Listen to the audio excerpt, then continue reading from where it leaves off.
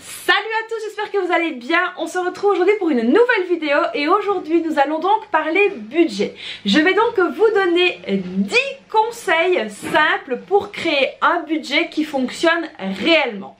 Vous êtes de plus en plus nombreux à revenir vers moi en me disant j'ai lâché, ça va pas, je sais plus où j'en suis, je sais plus comment faire, ou tout simplement à me dire bah voilà c'est la galère avec l'inflation, on ne s'y retrouve pas, on ne sait pas comment commencer. Du coup je pense que cette vidéo là est donc faite pour vous. Alors si vous ne me connaissez pas, je m'appelle Christelle, d'où le petit nom Budget Chris, et bienvenue sur ma chaîne. Alors n'hésitez pas à vous abonner, à liker la vidéo, à activer la petite cloche pour suivre toutes mes vidéos. Vous retrouverez dans les anciennes vidéos tout un panel de vidéos reprenant un petit peu différents thèmes sur le budget. On parle de budget, d'organisation, on parle un petit peu de tout sur la chaîne. Donc voilà, j'espère évidemment que ça vous plaira pour les nouveaux. Alors pour les personnes qui ne me suivent pas encore, je vous remets mon Instagram juste ici et mon Facebook juste ici, donc n'hésitez pas à me suivre partout. Allez, c'est parti, on va donc parler de ces 10 conseils simples. Le tout premier conseil, qu'est-ce que c'est? Il faut donc faire le poids sur sa situation actuelle. Alors qu'est-ce que j'entends par là? C'est donc très simple, il suffit de prendre toutes vos factures en retard, vos relevés bancaires, vos fiches de salaire, etc. pour que vous vous rendiez compte un petit peu dans quelle situation vous vous trouvez. Est-ce que vous avez des factures en retard? Est-ce que vous avez des découverts? Est-ce que vous avez des cartes bleues qui ne savent plus respirer? Est-ce que voilà vous finissez tous les mois dans le rouge, et pourquoi? Est-ce que quand vous allez faire des courses vous comptez ou vous ne comptez pas? Tout ça, il faut vraiment essayer de structurer ça dans votre tête pour savoir dans quelle situation vous êtes exactement. Ça va donc permettre un petit peu de savoir vers quoi vous allez vous diriger. Est-ce que vous allez commencer directement par pouvoir épargner, ou est-ce qu'il va donc falloir d'abord éponger certaines dettes tout en faisant évidemment le parallèle avec le fonds de secours? Tout ça, ça va donc se mettre en place et vous allez donc avoir les idées beaucoup plus claires. La deuxième chose à ne pas louper, c'est l'exactitude des chiffres. Alors je sais que ça peut paraître bizarre, mais il n'est jamais bon d'arrondir, que ce soit à la dizaine supérieure ou à la dizaine inférieure, c'est vraiment pas la bonne idée. Si vous savez que vous gagnez, j'invente 1646,52 €, et ben il faut remettre ces 1646,52 €, ça a toute son importance parce qu'il faut vraiment savoir ce que vous gagnez. Alors si vous mettez, ah bah tiens, au lieu de mettre le chiffre exact, je vais arrondir à la dizaine supérieure, non, il ne faut pas faire ça parce qu'il va vous manquer quelques euros quelque part au final, et du coup ça va donc fausser votre budget, et là ce n'est vraiment pas l'idée. Le troisième conseil que je peux vous donner, c'est d'être raisonnable. Alors évidemment, quand on a passé donc l'étape de faire un petit peu le plan sur sa situation actuelle, qu'on a vérifié un petit peu l'exactitude des chiffres, il faut donc mettre des chiffres raisonnables. Donc vous allez commencer tout doucement à faire un petit peu le corps, le squelette comme je dis, de votre budget, et il va falloir voir quels sont vos points noirs tout simplement, voir un petit peu où vous pouvez faire des efforts, où vous pouvez améliorer votre situation. Et donc ici c'est pour ça que je vous dis d'être raisonnable, parce qu'évidemment si vous avez l'habitude pour j'invente 2 personnes de dépenser 700 € de course, ce n'est pas le bon plan. Il va falloir essayer de vous fixer des objectifs un petit peu moindres, alors tout doucement redescendre un petit peu, voire même diminuer ce fameux budget course par 2. D'ailleurs j'avais déjà fait une vidéo du temps où j'avais encore mon emoji sur justement diviser ce budget course par 2. Je vais vous remettre la vidéo dans le petit i juste ici, ça vous donnera peut-être des idées pour essayer de diminuer le budget course. Donc ici être raisonnable, c'est vraiment voilà, essayer de voir là où vous pouvez essayer de faire mieux, de vous améliorer, de vous lancer ce petit défi de diviser un petit peu ce budget par 2 ou de diminuer de 50 €. Voilà, vraiment essayer d'être raisonnable à ce niveau là. Alors ensuite, la quatrième chose, je viens de le dire, c'est de diminuer ce qui peut l'être. Alors par exemple, moi ici, vous le savez, j'adorais faire mes cils. Ah bon, ça c'était beaucoup plus beau, j'avoue. Mais c'est vrai que voilà, devoir sortir tout le temps cet argent là, et puis le temps perdu au centre d'esthétique, voilà, ça n'avait quand même pas de prix. Donc du coup j'ai seulement gardé mes ongles et j'ai tout simplement enlevé mes cils. Alors je ne dis pas que je n'en remettrai pas, mais c'est vrai que là pour le moment, avec toutes les augmentations alimentation, etc., je préfère mettre l'argent de mes cils dans mon frigo. Donc voilà, ça c'est un choix comme beaucoup pourraient le faire aussi, et donc ça permet de diminuer tout simplement ma catégorie beauté, ce qui me permet de remplir un petit peu plus soit mes épargnes, soit ma catégorie alimentation. Donc voilà, essayez de voir, de diminuer ce qui peut l'être. Alors si par exemple vous n'allez pas travailler loin de votre domicile et qu'il est tout à fait possible de laisser peut-être votre voiture un jour sur deux chez vous, essayez peut-être de le faire, ça diminuera votre carburant tout simplement, ça diminuera aussi l'utilisation de votre voiture, et puis voilà, ça fera quand même des petites économies. Alors comme je dis toujours, il n'y a pas de petites économies. La quatrième chose, ça va être quoi? Ça va être de penser aux alternatives. Alors ça, je sais que ça peut paraître un petit peu abstrait comme ça, dit comme ça, mais si par exemple, je ne sais pas moi, vous devez faire un trou dans le mur, que vous devez avoir une foreuse ou que sais-je, n'allez pas directement au magasin acheter une foreuse. Essayez de trouver une alternative qui vous coûtera moins cher. Peut-être demander à un voisin, aller dans des trucs d'échange. Je sais que ça commence à se faire beaucoup, même ici en Belgique sur internet, hein. Voilà, je peux emprunter ça à telle personne et peut-être que lui aura besoin de mon appareil à raclette la semaine prochaine, j'en sais rien. Et donc voilà, essayez un petit peu de faire du troc comme ça, de bons procédés, de demander autour de vous et de penser, voilà, ça c'est une alternative comme une autre. Alors une autre alternative qui fonctionne très très bien, c'est de remplacer vos produits ménagers par du vinaigre. Alors oui, ça on le dit, on le répète dans le zéro déchet, mais ça a très souvent tendance à rentrer à là et à sortir par là, mais ça peut être une alternative. Quand on voit donc le prix d'une bouteille de vinaigre par rapport aux produits ménagers, alors que ça fait exactement le même taf, pourquoi pas ne pas se diriger vers le vinaigre tout simplement et éviter de dépenser son argent dans les produits ménagers. Donc voilà, ça peut être également une solution. Alors vous avez d'autres solutions évidemment aussi, par exemple dans l'alimentaire. Pourquoi prendre telle marque de produit alors que cette marque là est en promo et moins chère, c'est la marque distributeur. Essayez un petit peu donc de trouver des alternatives dans toutes vos catégories de dépenses. Le sixième conseil, ça va être quoi? D'éliminer le superflu, dit la fille avec des ongles. Alors je sais que pour certains c'est du superflu les ongles, mais moi je le dis que ça c'est du superflu, mais c'est vrai que moi voilà, les ongles c'est quelque chose, c'est un moment où je vais chez la fille qui me fait mes ongles, Elsa d'ailleurs, si tu passes par là je te fais des coucous et des bisous, et c'est vraiment le moment où je prends un moment pour moi, où j'essaye vraiment de me déconnecter de tout, et puis j'adore avoir des belles mains, et c'est vrai que quand je fais mes vidéos etc avec mes ongles, je me dis toujours que j'ai des beaux ongles et que c'est quand même beaucoup plus beau à voir que des ongles tout rongés ou tout cracra. Bon, alors là-dessus, ça c'est moi, mais maintenant on peut éliminer beaucoup de choses. Par exemple, si vous avez l'habitude d'aller chez l'esthéticienne pour vous faire épiler les jambes, les aisselles ou que sais-je, peut-être essayer de le faire vous-même à la maison, ça pourrait être une bonne alternative. Il y a des alternatives comme ça qu'on peut vraiment trouver, donc des choses superflues qu'on peut remplacer. Voilà, ici par exemple je suis donc énormément sur Vinted parce que je fais des tris etc, et que maintenant je me dis chaque fois que je vends quelque chose c'est de l'argent qui rentre, je peux donc peut-être mettre cet argent là dans autre chose, et tout ça ça me fait éliminer un petit peu le superflu. Alors quand j'entends par là le superflu, c'est donc dans le surplus de ma garde-robe, le superflu, je vais dire ça comme ça.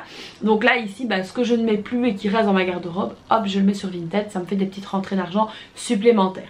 Alors il y a des dépenses qu'on fait tous et toutes, des dépenses superflues. Par exemple, notre super ami Action, je sais qu'il y en a que ça va faire sourire, mais quand on va chez Action, en règle générale, on ressort rarement avec une chose. Ça c'est très très rare quand ça arrive. Alors moi ça m'est déjà arrivé, hein, mais pas souvent j'avoue, mais ça m'est déjà arrivé. Et c'est vrai que quand on va chez Action, on a tendance à acheter le nouveau bougeoir tendance qui est super beau, qui irait trop bien sur notre table de salle à manger. Et puis qu'au final il va aller très bien sur la table de la salle à manger. Puis le mois d'après ils vont sortir un nouveau bougeoir et on aura envie de ce nouveau bougeoir. Donc voilà, essayez d'éliminer toutes ces petites choses superflues comme ça peut ne vous faire que du bien, et surtout faire du bien à votre portefeuille et à vos économies. Le septième conseil que je peux vous donner, c'est d'établir des objectifs précis et réalistes. Alors qu'est-ce que j'entends par là? Par exemple, si vous avez comme défi de faire votre fonds de secours, ne mettez pas des sommes extravagantes ou des sommes que vous n'allez jamais réussir à atteindre, mais plutôt des sommes qui vont donc vous paraître réalistes. Si vous faites le squelette de votre budget, que vous vous dites tiens, tous les mois je mets 500 € dans mon fonds de secours, et que vous ne gagnez que 1200 € par mois, ce n'est pas possible. Donc voilà, mettez plutôt 50 € par mois et être sûr de les mettre, plutôt que d'aller mettre 500 d'un coup et puis d'aller rechercher tout au long du mois dedans. Ça c'est vraiment pas la la bonne idée. La même chose pour les autres projets comme les vacances, acheter une voiture ou autre. Fixez-vous des objectifs réalistes, c'est vraiment hyper important. Alors je le dis parce que même moi je peux avoir des tendances à aller un petit peu trop loin dans mes idées et puis au final bah, je ne suis plus tout simplement et puis je m'en mords les doigts, je m'en veux, je me sens pas bien, je me sens pas à l'aise, donc du coup bah non, tout ça c'est fini, basta. Il faut vraiment essayer d'être le plus précis possible et le plus réaliste. On va pas se dire qu'on va réussir à mettre 40 000 € de côté sur un an si on en gagne 1500 par mois, ce n'est pas possible tout simplement. Donc voilà, essayez vraiment de garder les pieds sur terre avec précision, je vais dire ça comme ça. La 8e chose, ça va être quoi? De bien répartir vos catégories de dépenses. Alors combien de personnes ne sont pas venues me trouver en me disant ah ben voilà, j'ai fait le squelette de mon budget, les revenus c'est fait, les crédits d'aide c'est fait, les dépenses variables c'est fait, et ben voilà ce qui me reste pour les enveloppes et voilà ce qui me reste pour les épargnes. Alors comme ça ne va pas du tout. Il faut vraiment que vous catégorisiez vos dépenses, c'est hyper important. Si vous avez des animaux, faites une enveloppe animaux. Faites une enveloppe pour les courses, faites une enveloppe entretien hygiène ou vous les rassemblez, c'est comme vous voulez. Faites une enveloppe beauté, faites une enveloppe d'hiver. Alors je ne dis pas de cumuler les catégories et de cumuler le nombre d'enveloppes, mais en tout cas c'est hyper important de bien catégoriser, comme ça vous ne vous mélangez pas et vous savez à quoi est destiné cet euro là. Voilà, j'ai cet euro là, il est destiné à aller dans les animaux par exemple. Donc avec cette enveloppe là vous irez acheter la nourriture pour vos animaux. Alors la même chose pour les épargnes. Si cet euro là est destiné au fonds de secours, il ira dans le fonds de secours, il n'ira pas dans l'enveloppe alimentation. Il faut vraiment essayer de bien catégoriser les choses pour que ce soit concret et que ce soit le plus précis possible. Le 9e conseil, ça va être quoi? De comparer avant d'acheter. Et ça évidemment c'est valable pour toutes les catégories, que ce soit dans l'alimentation, que ce soit si vous devez acheter un aspirateur, dans tout, vous devez comparer avant d'acheter. Par exemple, si vous allez au magasin et que vous achetez un paquet de pâtes, n'hésitez pas à essayer de regarder s'il n'y a pas une promotion en cours, si par exemple avec la carte du magasin vous n'avez pas une promotion, voir à combien ça vous revient. Alors je sais qu'au début ça peut paraître un petit peu tiré par les cheveux, on va dire oh là là mais qu'est-ce qu'elle nous raconte, nos courses vont durer plus de 2 heures. Alors au début c'est vrai, oui, quand on chipote comme ça et qu'on compare les prix, les courses peuvent paraître très laborieuses à faire, mais vous allez voir que vous allez prendre l'habitude et qu'au final vous allez attraper des automatismes. Moi je sais que maintenant quand je compare quelque chose, un produit dans un magasin, que je dois comparer les prix, que c'est quelque chose que j'ai peut-être pas l'habitude d'acheter, je vais tout de suite venir regarder le prix au kilo, ça c'est direct, ou le prix au litre. Je vais tout de suite regarder et là je me dis ah bah tiens ça c'est une bonne affaire et ça ne l'est pas. Alors donc ici je compare au niveau de l'alimentaire tout ce que j'achète. Alors il y a quelques mois de ça notre aspirateur Dyson nous a lâché, donc il était plus sous garantie, donc voilà il nous a lâché. Honnêtement j'avais pas envie de réinvestir dans un aspirateur comme ça qui coûte quand même assez cher, et du coup je me suis dit bah écoute c'est quoi, pendant quelques mois on va se débrouiller avec un aspirateur traîneau comme on faisait avant, comme on avait, et donc là bah, je suis partie en quête de cet aspirateur. Et c'est vrai qu'avant de l'acheter, sans vous mentir, j'ai facilement mis 4-5 jours où j'ai comparé, j'ai cherché, j'ai regardé les promos. Alors mon aspirateur Dyson fonctionnait encore toujours, mais il faisait un bruit bizarre, il faisait vum vum vum, donc il aspirait une miette par une miette, donc c'était très long. Donc en attendant on a ressorti la brosse à balayer. Encore une chance c'est que j'avais mon aspirateur robot qui pouvait donc se faufiler partout pour faire le reste, mais j'ai donc mis 4-5 jours avant de trouver l'aspirateur qui me conviendrait, rapport qualité-prix etc. Mais j'ai pris le temps de comparer avant d'acheter. Donc n'hésitez pas évidemment à faire la même chose quand vous devez acheter quelque chose, c'est de bien comparer, de bien vérifier, regardez les applications aussi, s'il n'y a pas une telle promotion avec une telle application, n'hésitez pas à faire un petit peu le tri. Alors ensuite le 10e et dernier conseil, je vais y arriver, ça va être de suivre vos dépenses de manière assidue.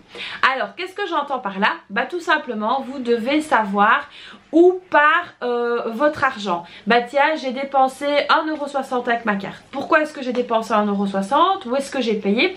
Alors très souvent, si vous prenez vos relevés bancaires, vous allez voir que le nom du paiement n'est pas forcément le même nom que le magasin parce que c'est une société XYZ qui est basée je sais pas trop où.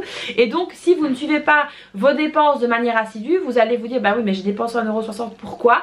Et puis au final bah, vous allez peut-être vous rappeler que ah, bah oui j'ai pris un café sur l'autoroute et voilà. Donc ça peut être des petits détails comme ça, mais ce sont des petits détails qui font vraiment la différence. Ici il est très important de savoir où est le moindre euro, où il se cache, où est-ce que vous l'avez mis. C'est vraiment très important de suivre de manière très assidue. Alors je sais que dit comme ça peut paraître complètement chiant et complètement vous allez vous dire ah, c'est insurmontable, mais c'est vrai que vous allez le faire 1 mois, 2 mois, 3 mois et puis vous allez là aussi prendre des automatismes et ça va rouler tout seul, ça va vous paraître vraiment très facile à faire.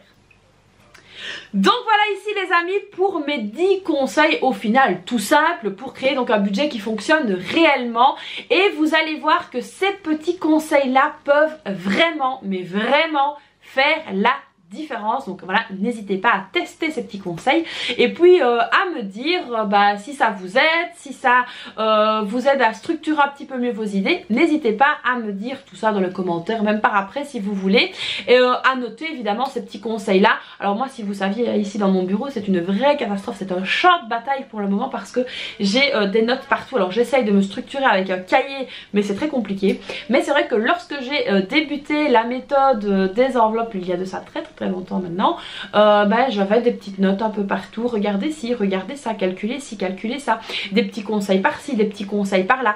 Donc n'hésitez pas à faire la même chose, à bien renoter ces petits conseils même devant le budget pour tous ou devant le support que vous utilisez pour gérer votre budget. Ça pourra vraiment vous aider sur le long terme. Donc voilà les amis, j'espère que cette nouvelle vidéo vous aura plu. Alors comme d'habitude, vous n'hésitez pas à la liker, à vous abonner à ma chaîne et à activer la petite cloche, à me dire ce que vous en pensez dans les commentaires, et puis si vous ne pensez rien de cette vidéo, n'hésitez pas à me laisser un cœur, une fleur, ce que vous voulez, mais laissez-moi un petit commentaire pour me montrer que vous êtes passé sous ma vidéo. Moi je vous fais donc plein de bisous et puis je vous dis à très vite pour une prochaine vidéo. Bye bye.